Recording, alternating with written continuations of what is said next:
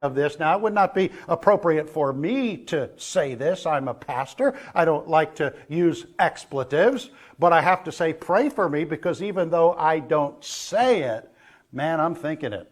Every time when I look at the news, anytime I read an article, that's what I'm thinking. When I go to the gas station, and now it's what, $3.55, $3.65 here in York County. They're saying $4 by Christmas, $5 by summer. So get ready, because it's going to get worse. Yet we have the truth becoming lies to the extent where someone could stand in front of a burning building. This is peaceful. Someone can listen to a chant of political nature and completely twist it and reinterpret it for we dumb sheep who are the public. Truth has become lies. And then finally, the fourth reason that our republic has deteriorated and the chaos has emerged is because tyranny is rampant.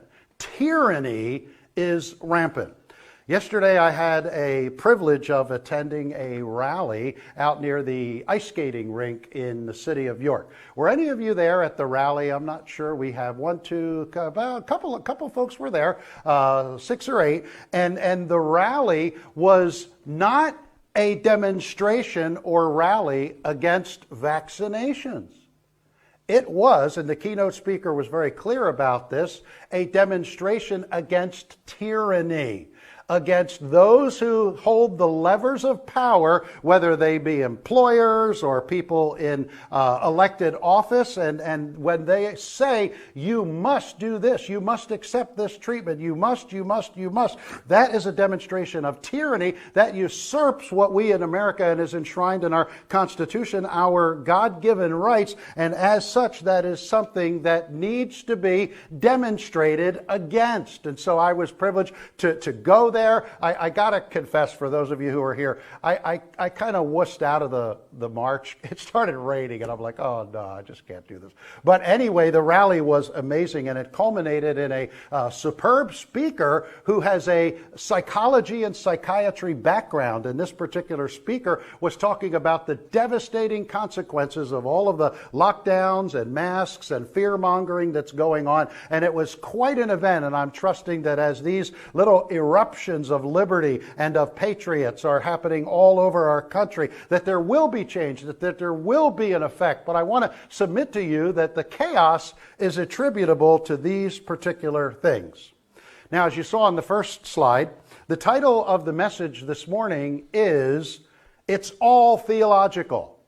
You might be thinking, well, he's talking about current events. He's talking about cultural issues. He's talking about various laws. But I want to tell you that behind all of that minutia on the surface, the underpinning is always theological.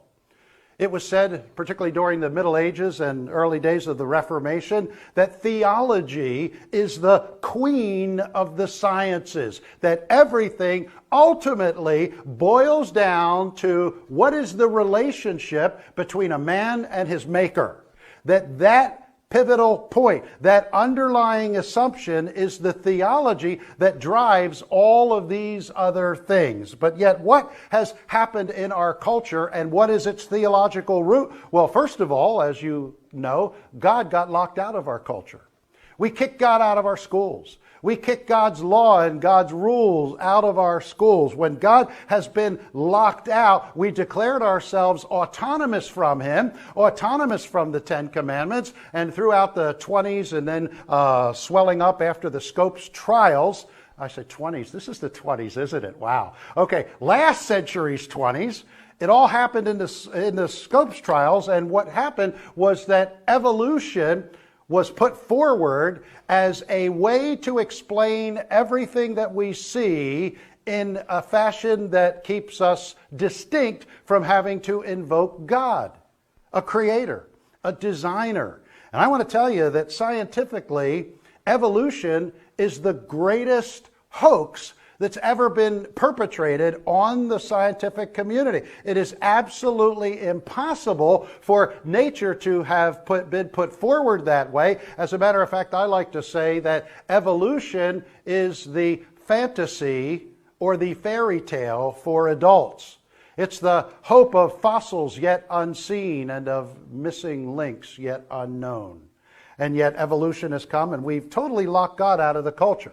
Now, when that underpinning starts, remember, sowing and reaping, you sow, but you get a harvest that's big. You also get a harvest that's later. So as that fomented for a while, what we find in its manifestation today is that creation itself is attacked, okay?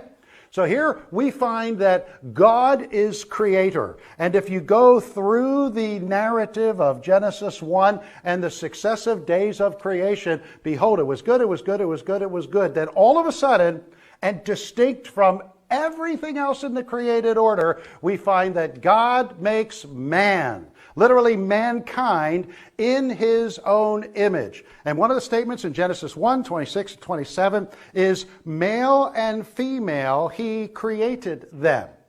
And this male and femaleness would later become a picture of a lot of tremendous theological truths. But what is being attacked today? If we are rejecting God, then we've got to reject the way God wired humanity. And if God has created male and female, now that is under attack by people who are getting on the news and who are getting tragically into our schools, and they're saying that boys can become girls, that girls can become boys, that it's all about what you feel at the time. It's how you identify, and it has to do with all of this kind of changing things to the extent that there's been over 100 genders. That's remarkable to me. Let me tell you that there is a biological created sex and an awareness of the sex that you were assigned by God at your conception. That is the gender that you have. If you learn through the propaganda and enculturation of other ungodly forces to think that you're a gender different than your sex, I want to tell you that that's not transgenderism. That's mental illness, all right? And the people who are perpetrating this need to be given help, need to be counseled. They do not need to be further confused. And those who have those kinds of questions do not need to see that the man who wears the dress, who used to be from Pennsylvania, now in D.C., not promoted to the very head of our military.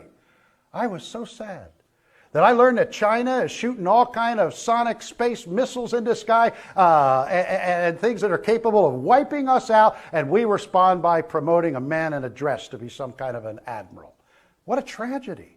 And yet that attack on creation and on the maleness and femaleness of man as created is something that is being totally thrown out of the window. Let me give you one more, and this one's really big. I can't go too much detail because it literally is a sermon in and of itself. But a third manifestation of this is that God's rule is rejected. Rejected.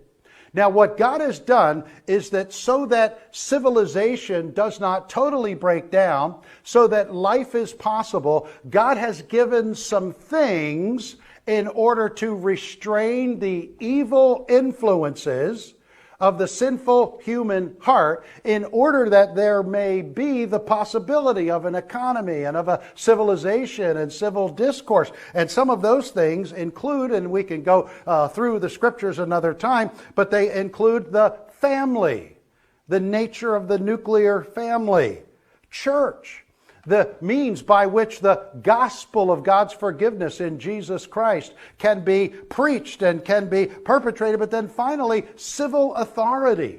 We talk about the rule of law, yet I want you to know that civil authority is something that God has ordained. He set up the rule of law as a way of restraining evil in order that life may be possible, and yet that civil authority is under attack in the profoundest of ways. It is being twisted by churches, but it is also being attacked directly by movements like defund the police and all cops are pigs. Now, I'll tell you something. I'm a police chaplain, okay? And that's another hat that I wear besides the primary hat of being pastor at Liberty Christian Fellowship. But it seems like the things that God has wired into society in order to make society possible, they are all under profound attack. But when you take God, who is over all and in all and through all, out of the picture, you're going to leave a gap. necessarily there's going to be a gap there. And I want to tell you that when all of these things locking God out has taken fruit and been grounded, now we don't have nothing in God's place, but we find that that has been replaced. Man is incurably religious, Tillich said, and there's going to be something that we're going to worship, whether it's money or popularity or ourselves, but what it has been replaced by is what I believe I can call the state is God. We have seen the one true God and Father of our Lord Jesus Christ kicked out, and in its stead, we have found that state worship is the thing that is the cause behind the tyranny that we are seeing today. And this has happened all throughout history, okay? All throughout history. Look at the Roman Empire, for example. The Romans honestly didn't care what religion you were. They kind of left that all alone. Witness the fact that he allowed Judaism to continue to practice their religion and wherever they found themselves. But one of the things they did was that they had a mandate. They had a mandatory procedure. And that mandatory procedure was religious in nature. And all you had to do was to show up at an appointed place, offer a little bit of incense, and say, Caesar is Lord. Kaiser Kyrios. And if you did that, then they would leave you alone and you would be fine. You could do what you want. You could believe what you want. But you had to say that the state is God. That was what was referred to in ancient history as the cult of the emperor.